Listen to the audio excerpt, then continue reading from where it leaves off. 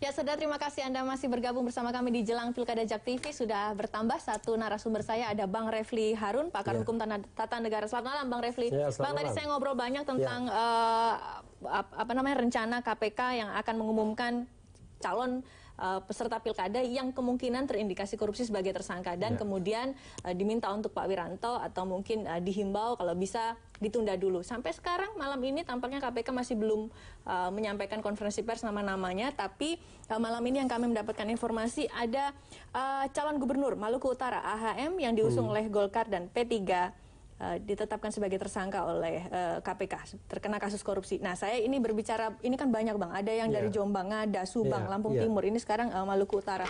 Kalau berbicara dari hukum tata negara, apa sih yang dampak signifikan ketika betul KPK kemudian nanti akan mengumumkan calon kepala daerah yang akan maju pilkada sebagai tersangka? Begini. Kita harus melihatnya dari dua sisi ya. Saya melihatnya tiga sebenarnya ya. Waduh, banyak lagi. Ya, pertama adalah sisi penegakan hukum ya. Kedua, sisi pemilu atau pilkada itu sendiri yang kadang-kadang kita sebut dengan electoral justice, keadilan pemilu. Kemudian sisi ketiga, sisi pemerintahan daerahnya. Kalau seandainya nanti terpilih ya. Sebenarnya masing-masing pihak itu sudah punya koridornya sendiri sebenarnya.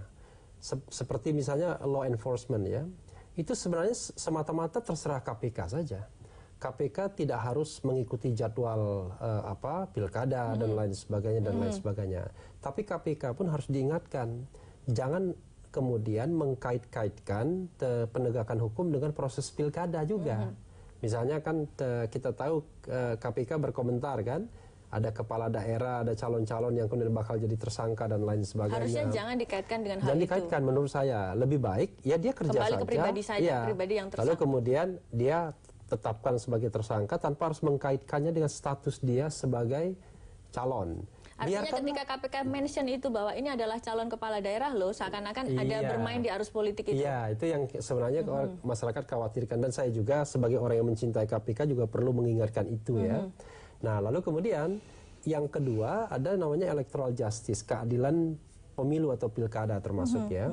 Kita tahu bahwa pilkada atau pemilu itu harus dilakukan secara jujur dan adil ya. Luber dan jurdil itu azas pemilu dan termasuk juga diambil dalam penyelenggaraan pilkada.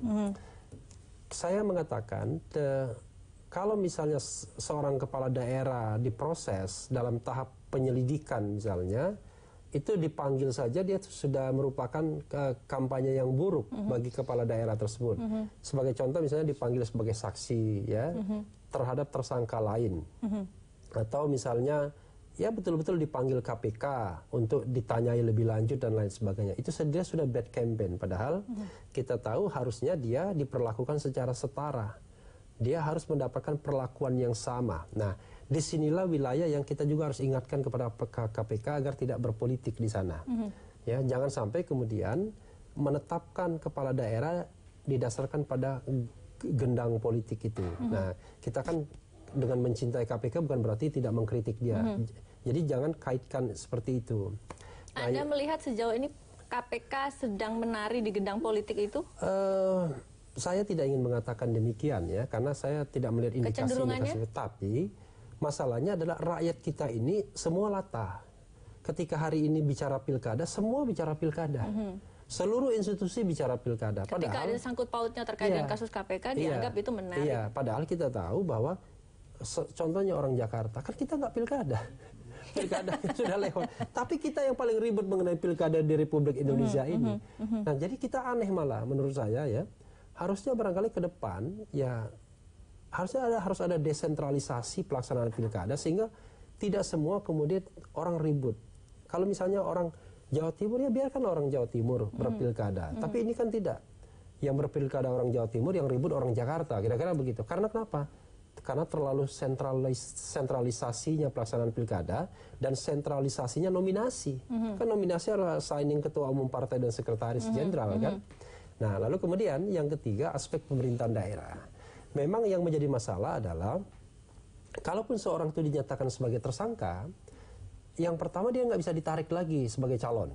Itu undang-undang mengatakan demikian. Ya, harus maju terus. Maju terus, pantang mundur kan kira-kira begitu.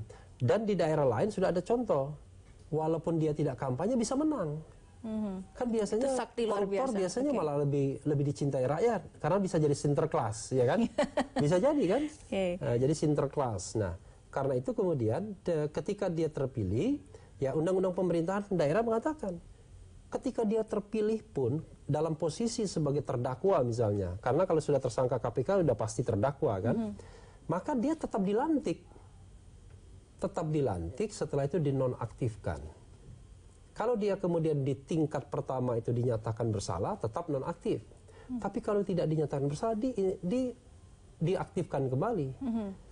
Di tingkat pengadilan tinggi ternyata, di pengadilan tinggi tipikor dinyatakan bersalah lagi, nonaktif lagi. Sampai terakhir putusan yang inkrah. Nah, kalau inkrahnya... Artinya betapa banyak waktu yang sangat terbuang tanpa ada pemimpin yang betul-betul definitif atau yang betul-betul yang jadi masalah adalah sekarang orang bicara tentang wacana bagaimana kalau ketika dia dijadikan tersangka dia kemudian diganti oleh partai politiknya. Itu kalau masih sempat mengganti ya. Kalau tidak sempat mengganti lagi berarti dia harus di-remove misalnya. Nah, itu ada juga potensi bahayanya. Kalau penegak hukum kan tidak hanya KPK, ada kepolisian, ada kejaksaan. Dan kalau seandainya misalnya masuk ke politisasi di lembaga penegak hukum, ini bahaya. Kalau misalnya ada calon yang kuat, tinggal dijadikan tersangka saja, ya kan? Seperti misalnya tragedi KPK, di mana Abraham Samad dan Bambang Wijayanto dijadikan saja tersangka. Begitu jadi tersangka kan harus nonaktif dia, lalu kemudian diberhentikan sementara dan akhirnya diganti. Ya kan? Karena ketika jadi tersangka kan harus diganti. Nah, hal-hal seperti ini yang memang kemudian harus dipertimbangkan. Jadi tidak hanya sisi penegakan hukumnya juga, tapi sisi electoral justice dan pemerintahan daerah, keberlangsungan pemerintahan daerah juga harus ditimbang. Lalu kemudian bagaimana jalan tengahnya? Kan begitu? Saya menganggap begini jalan tengahnya. Dari kondisi yang mungkin tidak ideal. Kalau dia OTT, no doubt. Harus diproses, namanya OTT. Kalau dia misalnya hasil pengembangan penyidikan yang tidak ada hubungannya dengan sikap menyikat seseorang di dalam pilkada misalnya, dan kemudian sudah ditemukan fakta 2 alat bukti minimal yang kuat, ya jadikan saja tersangka, kan tidak bisa lagi dihentikan. Tapi kalau masih dalam preliminary investigation misalnya, baru tanya-tanya, baru panggil saksi dan lain sebagainya, baru menindaklanjuti pengaduan masyarakat. Nah, disitulah menurut saya proses seperti ini mungkin di hold dulu.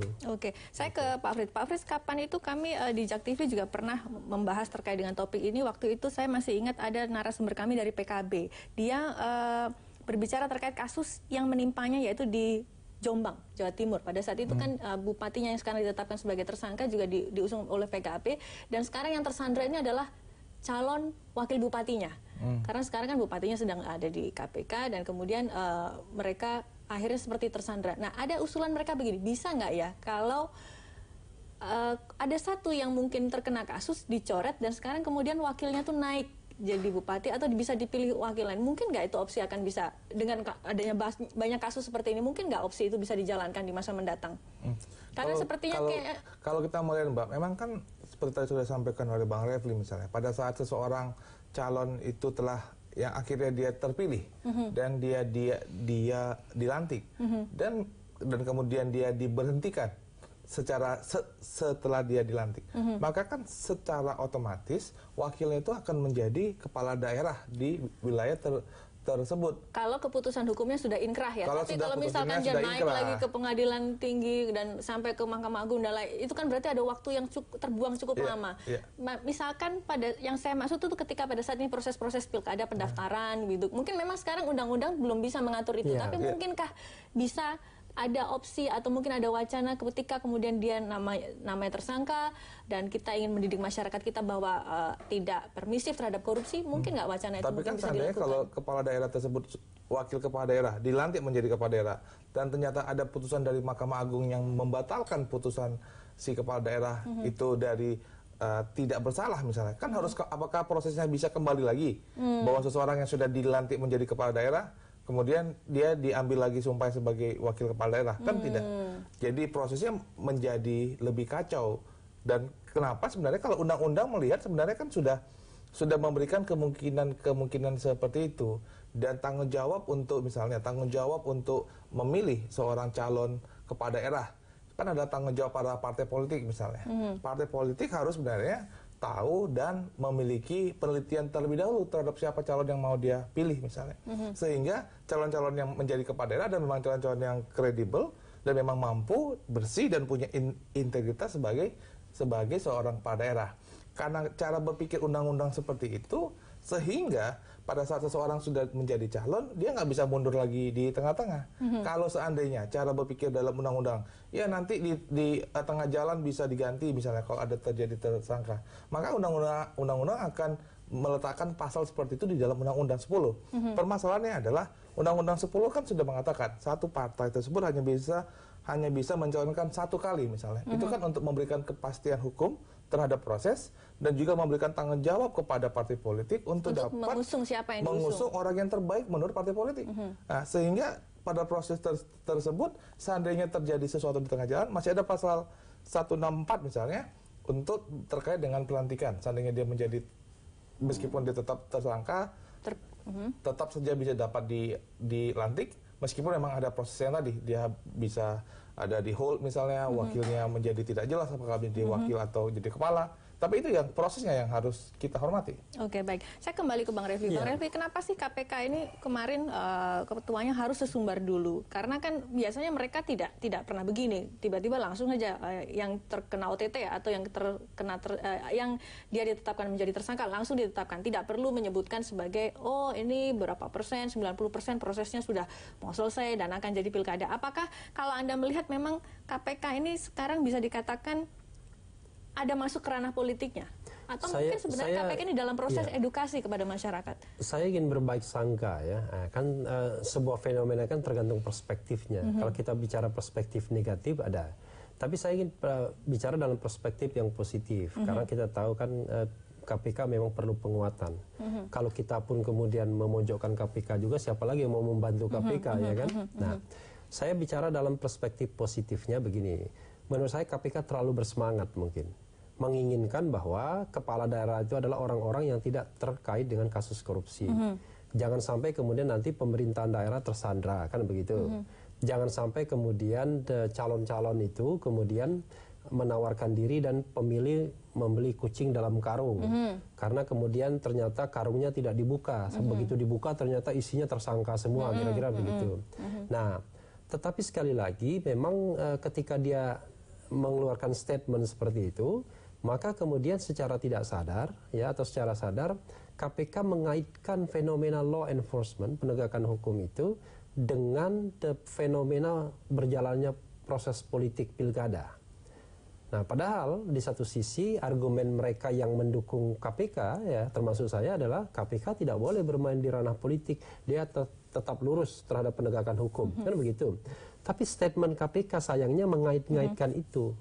Jadi menurut saya kalau KPK memang betul-betul ingin proses pemerintahan daerah bersih, tidak ada calon-calon bermasalah, dia tidak perlu ngomong seperti itu. Cukup saja tiba-tiba dia mengumumkan bahwa si X jadi tersangka. Berdasarkan tidak data. Ada embel-embel Anda ikut pilkada atau tidak. Iya, bahwa dia adalah calon, apalagi kemudian mewacanakan harus diganti, harus perpu dan lain sebagainya. Karena itu sudah bukan wilayah wilayah KPK lagi. Seperti tadi misalnya, apakah mungkin mereka yang jadi tersangka digantikan, wakilnya naik misalnya, menjadi calon bupati lalu kemudian dicarikan calon yang baru. Kalau undang-undang sekarang kan tidak memungkinkan, tapi sekarang kan sedang diwacanakan perpu. Tapi saya juga bicara harus hati-hati juga, jangan sampai kemudian ini terjadi politisasi juga. Akhirnya kan mudah sekali tersangkakan saja orang itu.